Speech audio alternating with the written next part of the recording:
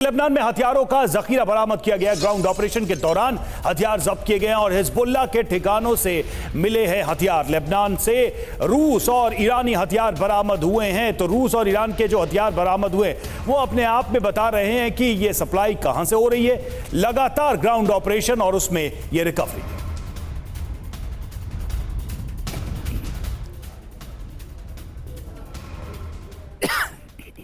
और अहम खबर है, इजराइल के खिलाफ ईरान की जंगी तैयारी भी शुरू हो गई है। इजराइल पर फिर बड़े हमले करेगा ईरान, ये तय हुआ है। संभावित हमले का बड़ा जवाब दिया जाएगा ईरान की तरफ से। द न्यूयॉर्क टाइम्स की रिपोर्ट में यह दावा किया गया है। इजराइल से हमला हुआ तो बारूदी जवाब देगा ईरान, ये साफ तौर पर बता दिया गया है।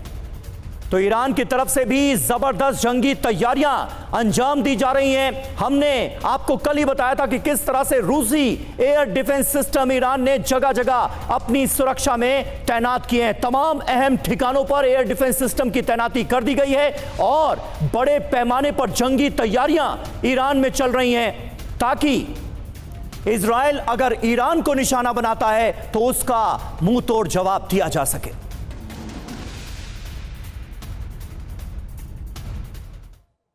तो आयतुल्लाह खामेनेई की जंगी तैयारी कैसी है, ये आपको अब बताएंगे रवि। बिल्कुल। और देखिए, ईरान की तरफ से ये तैयारी युद्ध की, अरब में परमाणु चिंगारी क्या भड़केगी इस तैयारी की वजह से, क्योंकि ईरान का सीधे सीधे शामिल होना कई सारी बातें कहता है। दावा देखिए क्या, इजराइल के खिलाफ बड़े युद्ध की तैयारी कर रहा है ईरान और इजराइल से संभावित हमलों का जवाब देने की ये बड़ी तैयारी है ईरान की तरफ से, क्योंकि ईरान को पता है कि ये हमले आज नहीं तो कल होंगे। खामेनेई ने क्या आदेश दिया है, सेना को युद्ध की तैयारी करने को कहा है। अपने आदेश में युद्ध के लिए इजराइल से तैयार रहने को कहा है। और तैयारी क्या है, तो हमला हुआ तो 1000 मिसाइल से जवाब देगा ईरान, यानी एक साथ मिसाइलों की बरसात होगी इजराइल के ऊपर। कुछ जरूरी बातें, ईरान अभी इजराइल के एक्शन का इंतजार कर रहा है। हमला सीमित हुआ तो ईरान जवाबी एक्शन टाल भी सकता है। राजेश सर, ये सारी चीजें एक तरफ तो दिखा रही हैं कि दोनों तरफ युद्ध की तैयारी हो रही है, लेकिन इजराइल जो गैप या जो समय ले रहा है उसके पीछे की वजह क्या है, और क्या ये रणनीति नजर आ रही है कि प्रॉक्सीज जो हैं उनको खत्म कर देंगे तो ईरान का एक बड़ा जो प्लान है कि जमीन से हमला करना और इंगेज करना वो खत्म हो जाएगा। रवि, आप बिल्कुल सही कह रहे हैं कि जो इनकी स्ट्रेटजी है इजराइल की, मेरे ख्याल से हिजबुल्लाह को पहले ख़त्म करने की है, इसके बाद शायद वो ईरान की तरफ बढ़ेंगे, क्योंकि ज़्यादा फ्रंट्स खोलने से सारा एफर्ट डाइल्यूट हो जाता है। और अभी जिस तरह से वो टारगेट कर रहे हैं इनके एम्यूनिशन डंप्स, तो आप देखिए कि अभी रूसी हथियार जो वहाँ पे हैं तो उनको रिप्लेनिश करना थोड़ा सा मुश्किल होगा, क्योंकि रूस को भी अपनी वॉर में जो है सारे हथियार चाहिए।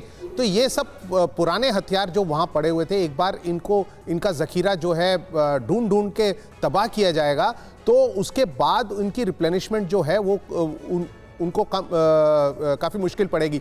और दूसरी चीज़ ये कर रहे हैं, देखिए उन्होंने अब सीरिया में कल अटैक किया था, तो जो सीरिया में जो एरियाज़ हैं उन्होंने अटैक किया वो वही हैं जो रीसप्लाई टू हिजबुल्लाह हैं।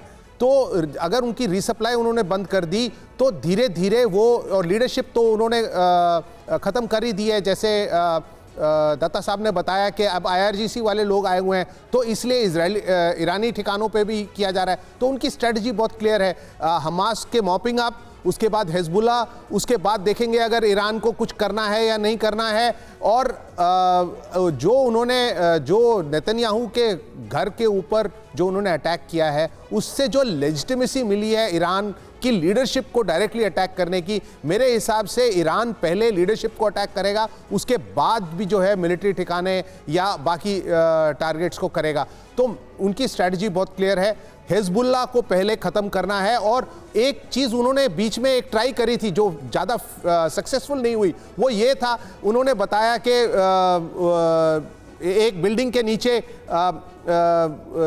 सोना और कैश है, और मतलब एनकरेज किया कि लेबनान के लोग जाके वहाँ उनको लूटें और कुछ हिजबुल्लाह के अगेंस्ट खड़े हों, लेकिन कुछ खास हुआ नहीं।